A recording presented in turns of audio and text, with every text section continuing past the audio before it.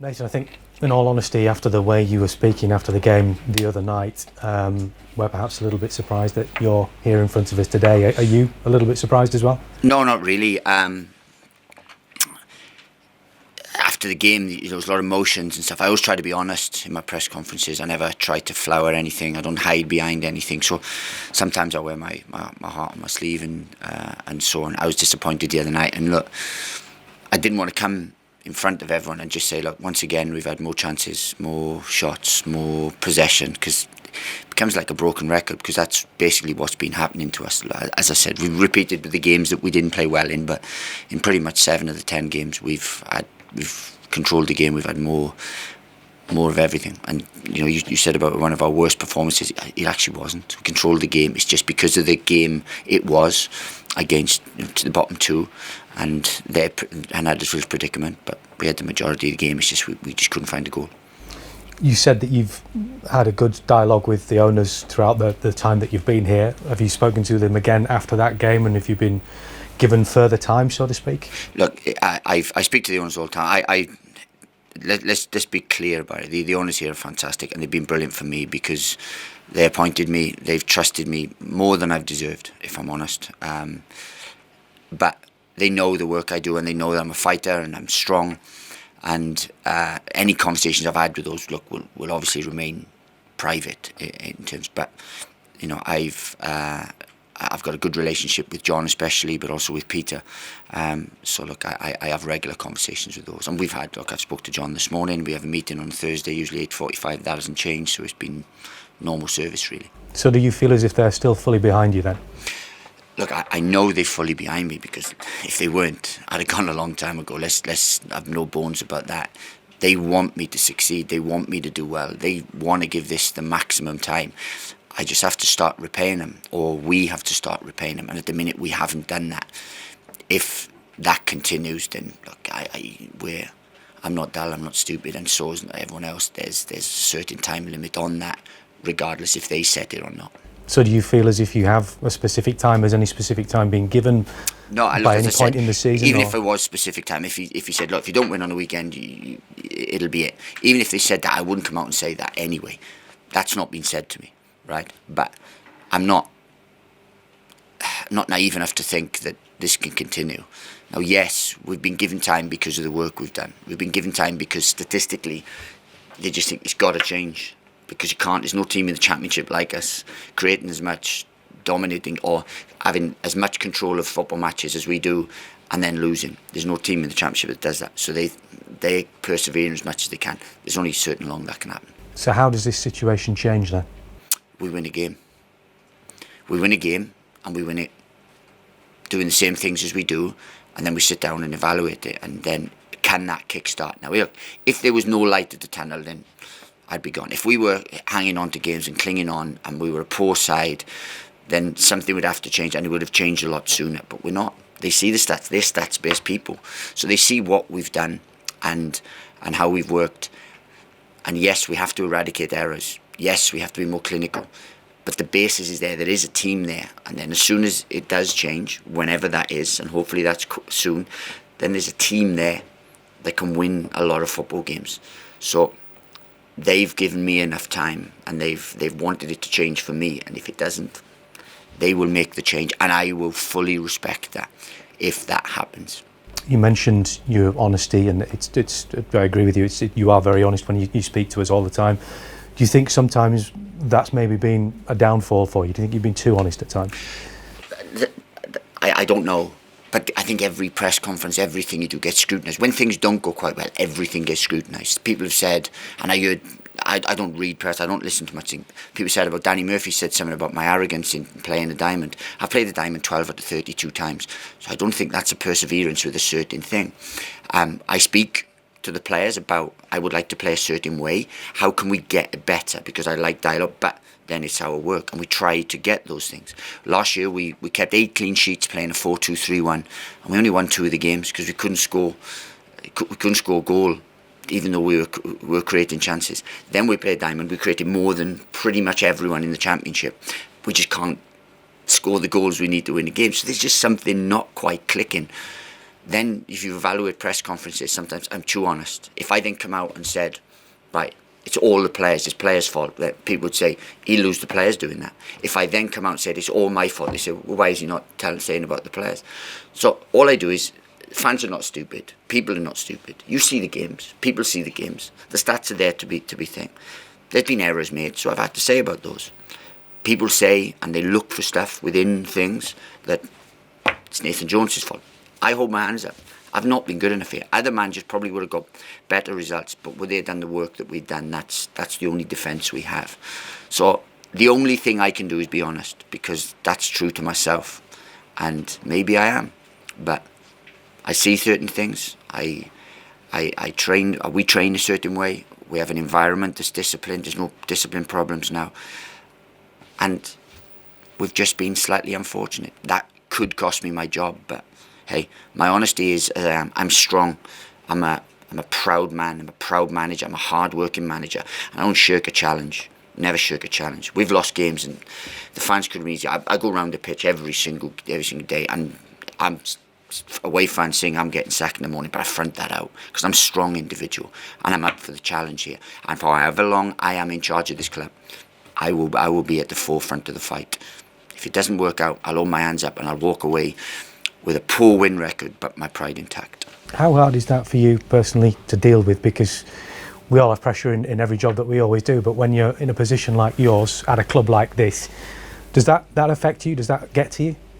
Look, it does, because I'm disappointed. I didn't envisage this happening. I came here with eyes open, with a wonderful managerial record, albeit fledgling. So I didn't anticipate this happening, but it's happened, and I am the leader of the football club. I am the one that is out there. So I have to take full responsibility, which I do, because yes, we could, I could give you 100 contributing factors that sometimes happen at this club that don't happen at any others. But I took the job on. I'm the leader. I have to change that, and I will be held accountable, and I will accept that. So you're confident that get this first win perhaps against Swansea, and then the floodgates could open maybe? Get this first win, and then it's a step. It's a step in the right direction. Then we can evaluate, and if I am the right one to take it forward, then yeah, we go again, and we've got another massive game against Fulham away. They don't get any easier. And then if we can do something there, then we can build from there. But look, it's a tough position we're in at the minute. We have been on the wrong end of certain luck and so on, but we have to change that. Thanks, Nathan. Nathan, it's very easy for people to forget that there's a game on Saturday with everything. I'm sure you won't, with everything going on around, and you're handling yourself, if I may say so, despite the fact that you've dissed me already about saying the last match wasn't bad. You've handled yourself with great dignity under what must be ever increasing pressure. But you did say after the last game that we lacked some creativity and that spark to get the goal. I'm assuming, therefore, that possibly on Saturday you'll maybe change the team with that in mind? Look, yeah, the thing about us, and anyone who's worked with me, said we always set out to win a game, to find solutions to win a game. Now, look, the Championship has a lot of good sides, so you have to find solutions. When I was at Luton at times, it was just going to be us, because we'd win by 5 or 6 at times, 8s at times, 7s. So we were better than everyone, really. And I don't mean that arrogantly or anything. We just were. Here it's a lot more tactical, so you have to find solutions. We always look for the solutions to win a game. We had enough opportunities the other day that just a little bit more quality, a little bit more composure, a little bit more cutting edge, we'd have won the game comfortably, because we would have. And then they would have had to come out, and then that's what we haven't done. We haven't built on a lead or built on a performance at the minute. So yes, we will look at finding ways to be creative on the weekend, but also with great respect for Swansea and the top of the league, playing in a certain way. So one, we're going to have to combat that, but two, we're going to have to find solutions that where we can have a bit of cutting edge and a goal scoring edge to us as well. Without dwelling too much on that match, a lot of people were surprised that Vokes and Hogan didn't figure at all. Was there a reason for that? There is, but that will remain in-house. And this Vokes and Hogan had an opportunity against Crawley to have put them to the sword. That didn't quite happen. So I think I've given everyone opportunities. There's probably Mark Duffy's probably the one that has been the hardest done by, and I apologise to him if I need to, because he's probably been the one that I haven't given enough game time to yet, and he's a wonderful lad, great character, and came here to play games. It's just the predicament we've been in. We've had to sort of make adjustments and so on. So he's the only one probably that hasn't been given a chance, and Adam Davis. They're the only two that I haven't. Everyone else has been given opportunities, so people will be surprised at a lot of things. Is there a reason Adam Davis hasn't figured, or is that something you want to keep private as well? No, look, he's done everything right, and he's been. He would think he's been harsh because of the level of errors that certain people have made. He would have thought he would have got an opportunity. We give Adam Federici an opportunity, and he hasn't made any errors, and then I could have made any kind of change. The predicament we're in, it was a big game the other day, and it would have been a big game to put Adam in for his debut. As it was, Feds didn't have a save to make, apart from obviously they scored a goal. Apart from that, I didn't have a save to make. So, in all honesty, I probably could have put the kit man in goals, and it wouldn't have made any difference on Tuesday night, because he didn't have to put any big saves on, didn't have to do it. So, and I don't mean to be disrespectful to anyone that way. It's just that's the way it was. So it's been tough on him, but I've tried to give everyone as much opportunity as I can. I've also been vilified for making too many changes, whether that be cup games or whatever. So I mean, at the minute, I can't win. No, you can't. Literally. Stole my line. Given the problems and all the speculation about your own position, is that having any effect on the players, or are they able to? I know most players can dissociate themselves, but is it having a destabilising effect on the squad, or are you just carrying on as normal, doing everything as normal? If I felt that the players weren't with me, then I wouldn't be sat here, because I wouldn't want to quote a biblical thing, to kick against the goads, if you like, because I wouldn't be if I felt that they weren't. But I know they are, and I've got some good relationships in there. I've got some good pros. Some are going through a tough time, especially the ones I've brought here, because a lot of them weren't brought here to being in the firing line immediately. So some are going through a tough time, but the players are given. I don't think there's a lack of work rate. Yet people could compare us with sides that are in real good form, like Atletico Madrid, and how they press and how they do stuff. But we're not quite in that position. But they are working hard. They have made errors, which I don't think they intend to do, and that's what we have. We have to just bring a performance together of no errors, of taking up chances, of just stats showing the scoreline. And if we do that, then look, I'm sure we'll be on the right end of results. I've talked to you about leaders in the last press conference and how important it is to have leaders, and I'm not asking you to name names, but at the end of that game, what was the mood like in the changing room? Obviously down, but were they all up for the next game? Well, look, it's hard to then say, right, go immediately to the next game. Look, with the type of game it was, it hit everyone. You could see that on the pitch afterwards. I went onto the pitch, I tried to lift them and tried to be as humble as I could, but as gracious as I could to certain players I know and from their team, and also, but also lift our players, because it's tough for them. It's tough. It's tough on everyone. The situation. No one envisages us being in this, but we are. So it's now you have to see it. Now, as we said, we've talked a lot about my situation, but now looking forward, we have to now step up. Each individual has to step up, because regardless of the manager, they are going to have to step up. If it's not this game, it's the next game, and the other 30, 35, 36 games that they have to play, plus cup game. They have to step up. So we have to start now, and it's not masses wrong. It's marginal gains at the minute, but those marginal gains are going against us, or we are coming out on the wrong end of them. The harder you work normally, the better the marginal gains become, and I don't always agree with that, because okay. I got to be honest with you. I got to be honest. But I said I don't think I can work any harder. I don't think we can work any harder. But I know what you mean. Yeah. But yeah, you're right. Really, the harder you work, you tend to come out. The luckier you get, and so on. But it's a bit baffling at the minute, and I don't want to dwell on that. And I speak, as I said, the regular conversations I have with the owner. He's as baffled as me, because they are stats-based things. And after the first two games, he said, "Look, that won't continue. You'll change." And stuff. And then in the week, the Wigan, the Derby game, and so on, we created over 54 chances and only won one game. So It's big. We've created 41 chances in the last 2 games. We've lost both.